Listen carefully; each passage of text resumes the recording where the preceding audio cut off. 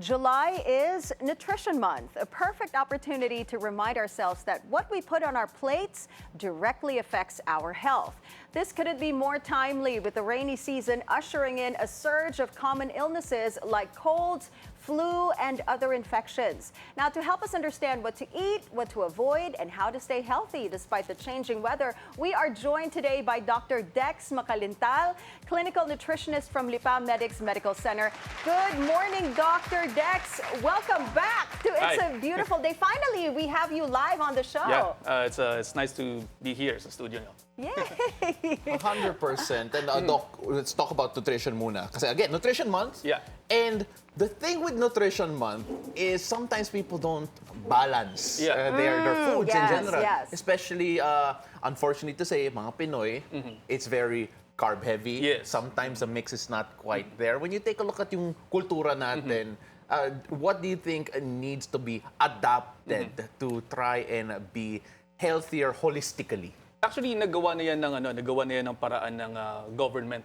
So, we launched the Pingang Pinoy. So, the Pingang Pinoy, ito yung parang mag-a-adjust na sa atin. So, half of your plate should be just fruits and vegetables. And then 1/4 of your plate would be your carbohydrates. And then another 1/4 would be your lean protein. But the problem is, medyo yung mga Pinoy, medyo nadyan sila sa area ng medyo piloso po. O yung 1/4 ng plate, pwede ko bang itaas na ganon? So that's a problem. So kaya kailangan nating ayusin lang yung mindset ng mga Pilipino that kapag kasi sinabi mo 1/4, it should be really just 1/4 of the whole of it. And then, yes, carb heavy yung mga Pinoy. Pero tandaan natin that carbs are not the enemy. It's actually the portion and the type of carbohydrates that we're taking a look at. Say, for example, kung ang carbohydrates mo are more of the refined carbohydrates, white rice, white bread, white pasta, medyo magkakaroon tayo ng problem dyan. Kung sobrang dami. But then, kung more of complex carbohydrates like brown rice, red rice, black rice, even your wheat bread, that should be fine. Pero again, everything should be in moderation, variety, and balance. And when we talk about moderation, variety, and balance, meron pong tinatamaan na tamang dami lang yan.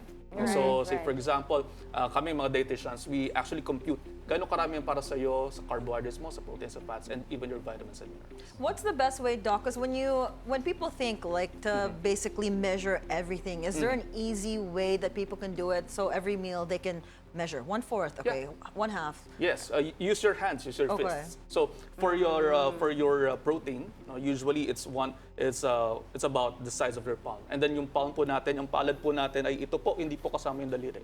So yeah, that's usually So, I thought this whole thing. No, ito yung palad. So ayan na, discarding Pinoy. Discarding Pinoy, di ba? So sobrang dami na naman yan. Pero again, it would depend, no? Depends sa katawan natin at depends sa stature natin. So for the most part, 1 to 2 na ganito, that's fine. No? And then yung inyong po carbohydrates load, no? So 1 cup would be just like your fist. No? And then another 1/2 of your plate should be just fruits and vegetables. Doc, sorry medyo na-alarm ako. Ang laki ng kamay ko Ang laki niya. Ang laki ng kamay. So lugi ka when you have small hands. Give me your hands. Wala na, mas marami kang rice kesa sa akin. Well, kasi I have big hands and pao, same tayo. Sorry size compare sa mukha ni Ann, pa-zoom in naman. Alright. Diba?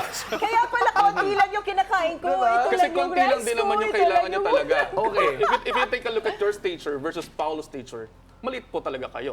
So yung requirement nyo would be a little bit lower than Paolo's. Of course. That would follow. Yeah. Hindi naman po pwede na sabihin natin na si Paolo ganito kalaki tapos mas maliit yung proportions ng kanya. So that would not follow. Diba?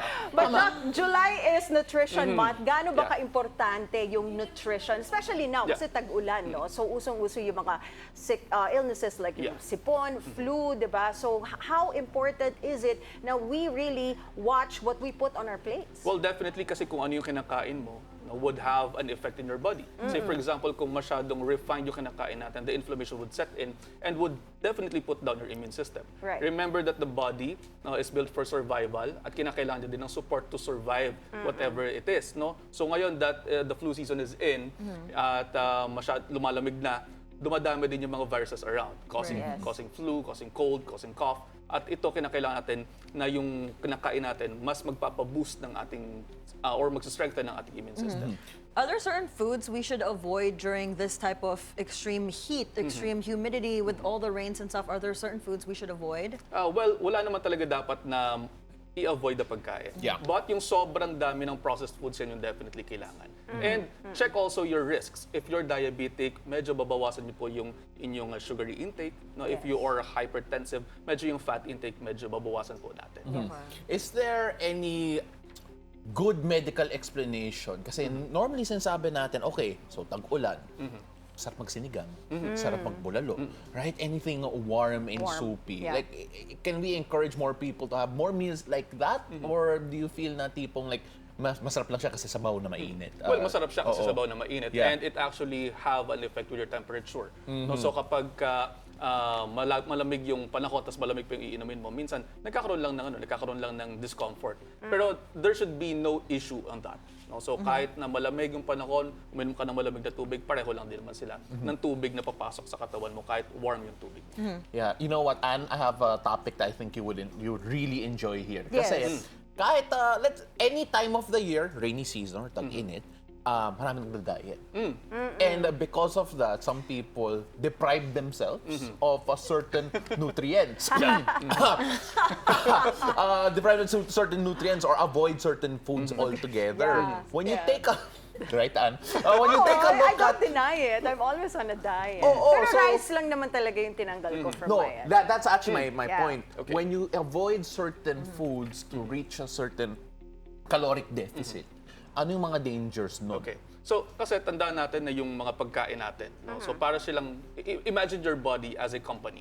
Say, for example, here, sa news. No? So, tayo ang trabaho natin to be anchors. No? Trabaho nila to be cameramen. Trabaho lang nasa taas ay to do the executive work. If you take away yung executive work, sino mag-step up?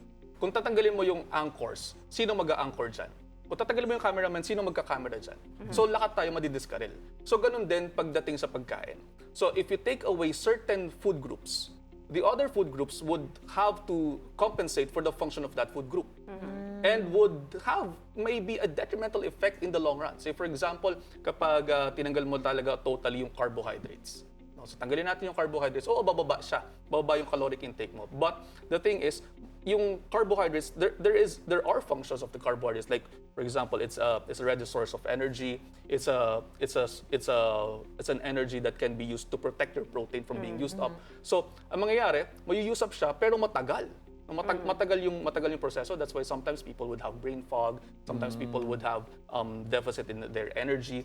Kaya, and then also, yung mga, kunyari, yung carbohydrate-rich foods, sometimes these foods, ito, mga nakikita po ninyo sa screens ninyo, mga prutas, mga gulay, minsan tinatanggal din nila yan eh. So pagka tinanggal mo yon, there are nutrients that are not found in your protein-rich foods or fatty-rich foods. Katulad nito, pagka tinanggal natin itong mga prutas na to, sayang naman yung vitamin C, vitamin A, no, vitamin B complex. At kapag ka ganun, tandaan natin na kailangan din natin itong mga vitamins na to for our release of energy.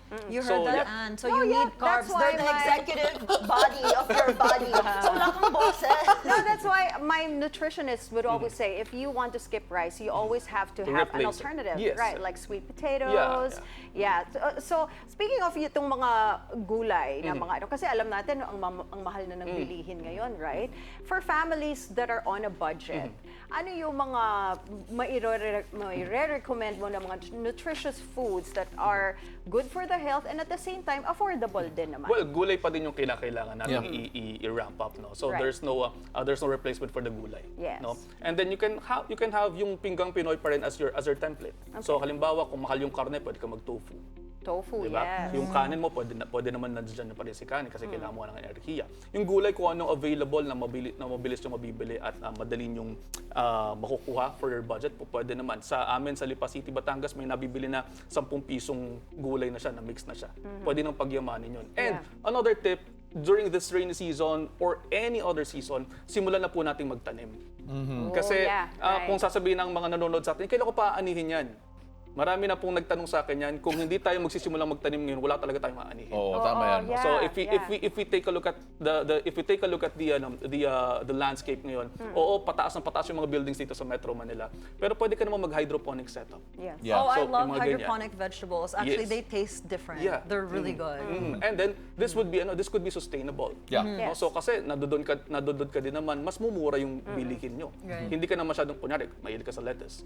Hindi ka na masyadong bibili noon. Yeah. Kasi meron ka ng ready source. Yes. Right. So kung magtatanim ka pa ng ibang gulay dyan, pwede ka na mag-pick dyan. And it's also a form of exercise. In the morning, gagawin mo to, magte-tend ka sa plants mo. At hindi lang siya ornaments. Yeah. No? Right. Ito could be sustainable for your health as well. Oh, I should try that because especially like all of us, we're such on-the-go people. So my Yeah. problem, that's why I can't lose weight, is because I can't find healthy foods anywhere, right? I'm always eating either fast foods or instant foods. So what are your practical tips for people who are always on the go, who are trying to be healthy? Okay, if you're always on the go, I suggest that you set a time for the week to meal prep. Say for Right. example, kung sa Sundays or a Saturday, just set one day, no? And then at least, no, kahit 2-3 araw lamang na meron kang food prep, that would mean a lot. Yeah. No, that's true. And of course, when you take a look at syempre, we're also talking about yung complete nutrition coming for Yeah. your meals. Minsan, there are some people who would not have a certain food group or baka hindi nila type. They end up trying to make up for yung nutritional deficit nila through supplements. When Yeah. you take a look at people who actually take multivitamins and want to supplement yung mga feeling nila kulang na nutrition, what's the best way to go about that? Well, tingnan muna natin kung ano yung kinakain nila. Kung ang kinakain nila, that's why in our practice, we have to have a food record. Or kahit nga 24-hour food record. Titingnan namin if this is a typical diet, kung kulang talaga yung vitamins and minerals nila. Kung kulang talaga, that's the time that we supplement. Because we cannot supplement anything that has no baseline. Right. So kahit mag-supplement ka na mag-supplement dyan, kung yung pagkain mo hindi rin maganda, wala rin mangyayari. And remember that yung food natin, this is the most bioavailable form ng inyong mga vitamins and minerals. Kanina, Doc, you were able to give practical tips para sa mga people on the go. At this time, July is Nutrition Month. It's also back to school Yeah. month, di ba? Anong mga practical tips mo naman for students who are returning to school? For students who are returning to school, tingnan nyo yung canteen ninyo. Right. Siguraduhin ninyo na yung mga kakainin ninyo may mga gulay. No, as much as possible meron, lalo na at tumatama talaga na yung pasukan is rainy season. No, and then kapag ganyan, maraming mga pasyente ang pupunta sa amin, sinisipon, inuubo pagkatapos nilang sa simula ng pagpasok nila at pagkatapos ng kanilang schools. So, kung titingnan natin, nagja-jump pack yung mga pasyente na kapag ka rainy season, ito inuubos-ipon sila, tapos ito pa pasukan pa.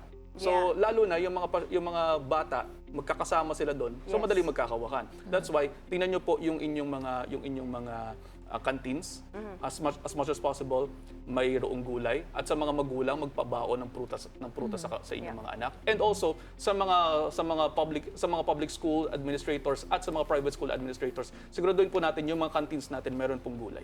Now, what about for senior citizens or those with existing health conditions? Yeah. So for those who have existing health conditions, they have to have their regular checkup.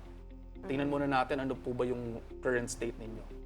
Ano yung pagkain ninyo everyday, and then tingnan din natin kung nami-meet po ninyo yung nutritional requirements. And then after that, we do a consultation on how you can ramp up yung inyong vitamins and minerals kung kinakailangan nating dagdagan sa inyong mga kinakain.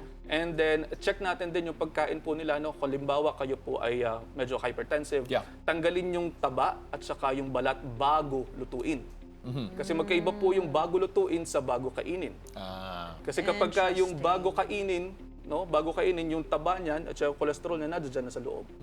So, nandiyan sa sabaw. Di ba, sabi nga ni Paolo kanina, masarap yung sinigang. Super. Masarap yung mga sopas na ganyan. Sasama na yun doon. Higupin natin yung sabaw, doon na rin, nakuha na din natin siya. Ay, pero yun yung masarap sa sinigang, Yes. Doc. Kaya nga bawal eh. Yun yung masarap, the fatty part of the Yeah, di ba? but there are other things naman that we can do para mas Yes. mapasarap natin. Sinigang na ribs, that's healthier and more leaner. I'm telling you guys. Bilyonaryo nga tayo, no? But then, when we Yeah. take a look at yung mga working professionals naman, that talagang hard worker, mga working bee na nagsiskip ng lunch dahil sa trabaho. I mean, like, how do you address those people? Sinasabihan natin sila, huwag kayong mag-skip. Kasi kapag ka nag-skip kayo dyan, lalo na kayo mapaparami ng kain sa gabi. At kapag ka naparami kayo ng kain sa gabi, the metabolism could be slow, a little bit slower. Mas lalo kayong magkakaroon ng risk for obesity, overweight, Yeah. and there goes your diabetes, your hypertension, and all. Then, Doc, kasi kanina nag-mention ka that you start keeping a food record. Yeah. And normally, when people start keeping a food record, medyo they look at what they're eating. Sabi na, yan ba talaga yung kinakain Nasha-shock ko? sila, no? Nasha-shock sila Yeah, yes. Is that the necessary first step for yung mga beginners in terms of trying to create like a nutrition plan, trying to be healthier, to make sure that, okay, especially this nutrition month, diba, that they are more aware of what they put into their body? Actually, there are 3 steps na usually sinasabi ko bago tayo pumunta doon sa tracking. No? Kung nagpapapayat, una, tanggalin mo lang lahat ng colored na inumin. Yeah. Lahat ng tawag dito, calorie dense na inumin. Or liquid calories. Say for example, soft drinks, yung mga kape na may gatas, Juice, daming yung mga sugar. juice na madaming sugar. So tanggalin nyo lang 'yon. Wait, but Doc, what if it's fresh juice, like fresh orange juice If without it's- the sugar? Yeah, if it's fresh orange juice, that's fine. That's okay. No, but then again, tingnan natin kung naglalagay pa kayo na kung ano-ano dun sa sugar. Hindi naman nagda-diet si Paul. Hindi naman nagda-diet si Paolo. So, pero Dapat anyway, nga eh. that's the first step. You try to limit your liquid calories. Right. And then the next step would be healthy snacking. So the healthy Yes. snacking would be you want to swap yung potato chips with the real potatoes. Yeah. Parang ganyan, or real baked potatoes. And then and others, say for example yung cut vegetables. What are your thoughts on kamote chips? Kamote chips are okay. Like the ones that you buy from the healthy stores. Okay ba yun? Sometimes they're coated with sugar, though. Yeah, if it's check the label. Check lang. Check the Yeah. label. If there are added sugar, kung masyadong mataas pa rin yung sugar dun, then it's a no. And then the sodium content. Yeah, Take a look at the sodium. sodium content. It's also not good. kapag Everything's ka bad tumaas. for us. Just Everything's buy from the bad. palengke. Yeah. Not And then, necessarily. just buy from your local farmers. Yeah. And then you Yeah. create your own. That's our best tip for everyone kasi who are trying to lose weight or trying to Yeah. reduce their Sorry, other Doc, calories. last ko na to Pasensya Last mo na yan? last ko na to. May added sugar ba yan? Or just milk? Everyday yan eh. Added sugar ba o milk lang? It's just, Basta last ko na to, guys. Ay, Kaya no. yun lang yung sasabihin ko. Pero kasi think it's merong sugar paraan para ma-enjoy mo pa rin yan. Ayun! Oh, wait, I need this. Ano to? Yeah, meron paraan. Diba that's coffee with Yeah. milk and with sugar. You can try to tell the barista to do non-fat. Non-fat milk? Non-fat milk, and then instead sugar-free syrup. sugar, Yeah, use the sugar-free sugar-free vanilla syrup, they or have. not the syrup, but yung mga artificial sweeteners. Yes, No, blended. pwede So we naman. can use like the raw Either. sugar. Is that okay? Yeah, the raw sugar is okay, but if No. you're cutting down the calories, Still. you still go for the artificial sweeteners. Oh, What but you about know- alternative milks? Alternative milks like your soy or oat milk, Almond those are milk, fine. yeah. But if you want really to lower down your calories, you choose non-fat. Okay, non-fat Or is just life. take it black, Black. like I do. Or just take it black. Always Oh, black. okay. Sige, si Ann daw yung no carbs, black coffee. Okay. We know who the healthy one is in this room. Pero kasi yung black coffee, that's the best kasi. Yeah. Instead of Black but coffee. kasi meron tayong mga kapwa Pilipino na hindi talaga kaya yung black lang. That's why to transition, Right. you remove the sugar first, and then you remove the fat or the milk. So kaya non-fat muna, and then slowly we transition to less of the non-fat, and then you slowly transition to the black coffee. Artificial sweeteners, yung mga Splenda, Yeah, yung mga stevia. ganon. You You said earlier, okay. Yeah. Well, they are generally safe kung tamang amounts lamang. Ang sinasabi lang naman ng study, the possible link to cancer is if you consume 14 in one sitting. Too much. So 13 pwede Yeah, na. 14 Okay. in one sitting. So who would do that? Who would do Diba? that, diba? do Yeah, that? That's but I you know agree. what? We could spend the entire show talking about We health should. and nutrition, right? Maybe you can join us again next time, course, Doc of Dex. course, But anytime. before you go, where can they reach you? I'm sure our viewers have a lot of Okay. questions to throw. Yeah, so Lipa City, Batangas po ang aking klinika. But if you want to see me on Facebook, on TikTok, on YouTube, and on Instagram, it's just Dr. Dex Macalintal. All right. Doc Thank Dex, you I'm so much. happy you're here. I really am. I'm so happy you're here in Paulo person. got called out. No, I'm not I called out. We called ourselves out, to be fair. Thank At least we know you. we're not healthy. Thank you for your time, Anytime. Doc Dex, for sharing your expertise with us this nutrition month. Stay safe and stay healthy. Thank you, Doc Likewise. Dex. Thank you.